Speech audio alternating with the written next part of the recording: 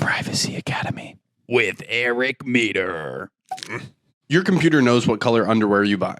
And no, I'm not joking either. Recently, both Windows and Apple have pushed massive updates to their operating systems. And these are not your everyday normal updates. Both of these big tech companies have released new AI spyware that is specifically designed to gather an unprecedented amount of information on you. Let me give you an example. In 2023, Windows announced their new AI software called Copilot that constantly watches and understands everything you do on your computer. So much so that it even takes a screenshot every second and stores those screenshots for posterity. And if you don't believe me, let's take a second and hear what the Microsoft CEO has to say about it. One of the dreams we've always had is, how do we introduce memory, right? Photographic memory into what you do on the PC. And now we have it. So it's called Recall. It's not keyword search, right? It's semantic search over all your history.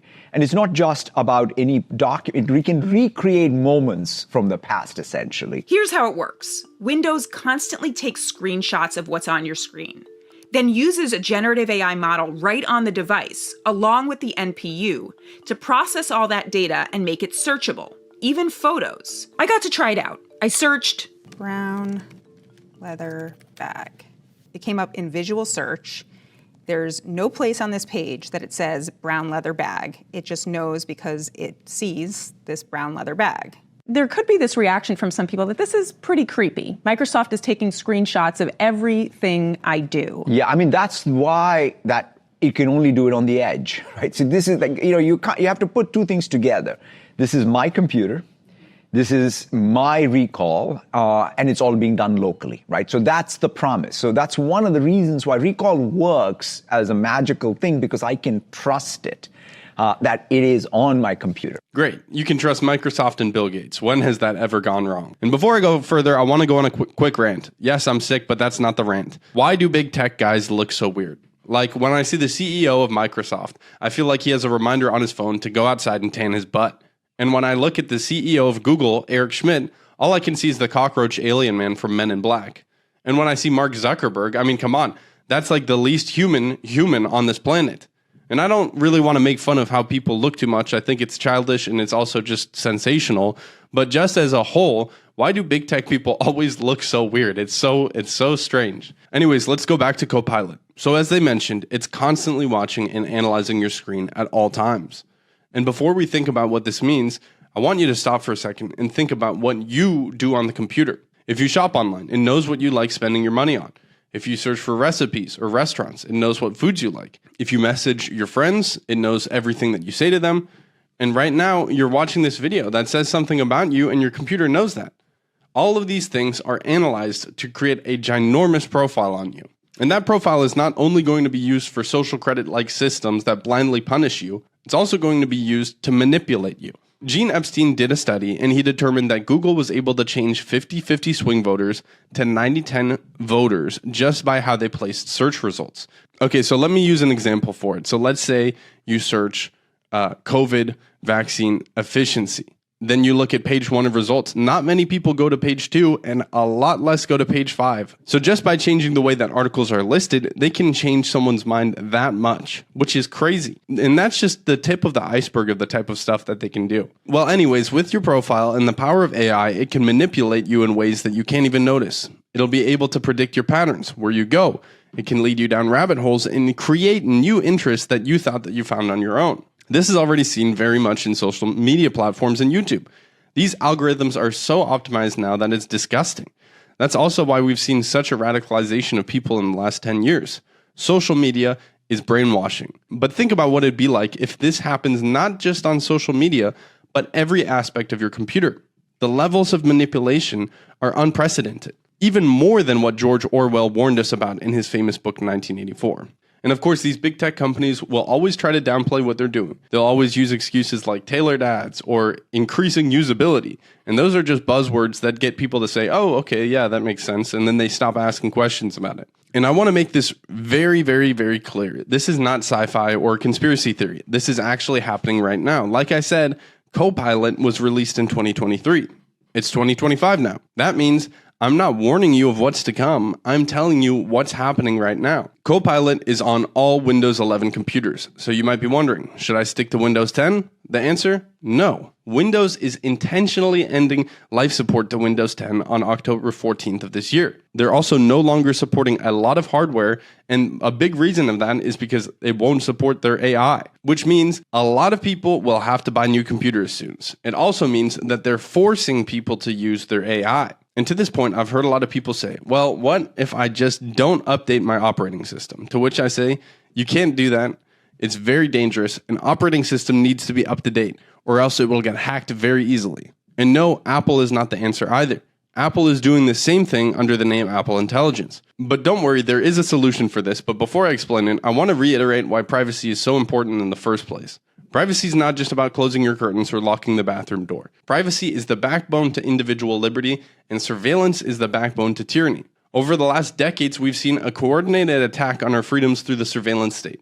This is not a left or right issue. This is a freedom versus tyranny issue. Just like the old saying goes, information is power, and the more information that a government can gather about you, the more power it has over you. I want you to stop for a second and think about what it would have been like if Hitler, Stalin, or Mao had the level of technology that exists today.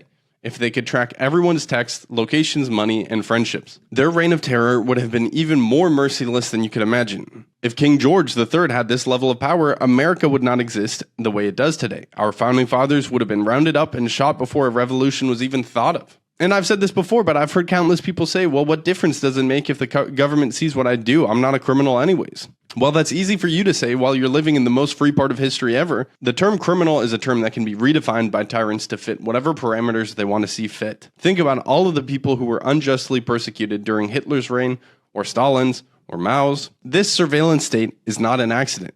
They've been building this infrastructure for decades. Even Google was funded by NSA and CIA research grants.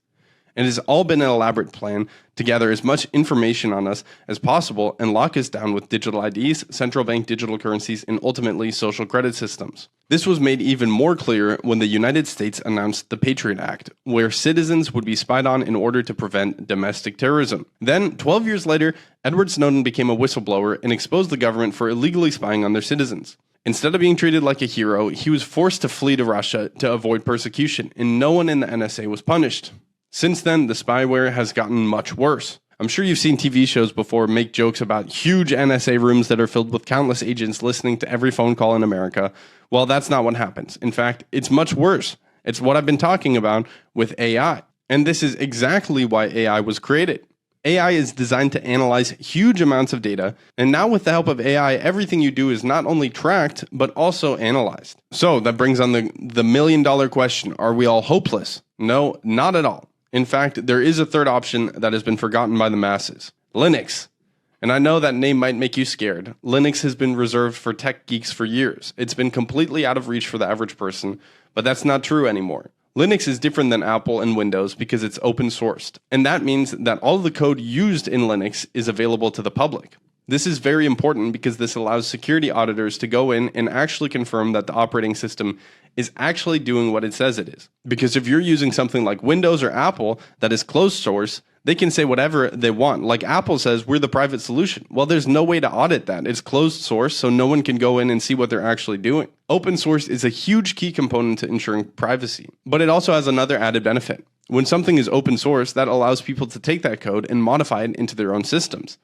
That is why Linux has had countless distributions. Simply put, Windows has Windows. That's all there is. Apple has Apple. That's all there is. But Linux has countless different variations. And Glenn and I have spent years searching for a Linux distribution that is easy enough for the average person to use. And to be honest, everything felt like a downgrade. I mean, really, we just couldn't recommend anything because it wouldn't work. The average person couldn't do it. That was until we found Zorin OS. It's a privacy-oriented version of Linux that is specifically designed for non-techie people. You do not have to use the command line interface, and you can set it up to look like either a Windows computer or an Apple computer. And if you want to learn more about switching over to a private computer, I recommend that you watch Glenn, my father's, webinar on it last week. I'm putting a link to the replay in the description. And if you're interested in switching to a private computer instead of buying a new big tech computer before the October 14th Windows end of life support, then I recommend checking out our website at privacycomputers.com. Glenn and I have a pile of laptops sitting around in our offices because we've tested out countless Linux suppliers. After many rejections, we finally found some computer companies that are perfect. We've worked with them to create privacy laptops that are private out of the box and also preloaded with our recommended privacy software. The reason we like doing it this way is because these computers also have Core Boot. And simply put, underneath your operating system is another operating system called a BIOS. There's a lot to learn about Linux. I really recommend that you watch the replay that Glenn had posted. It's in the description. And if you want to switch to a laptop, I'd love that too, because this is not just a business for us. This is a mission. We need to get off of big tech, or else all of our freedom is gone forever. Thank you very much.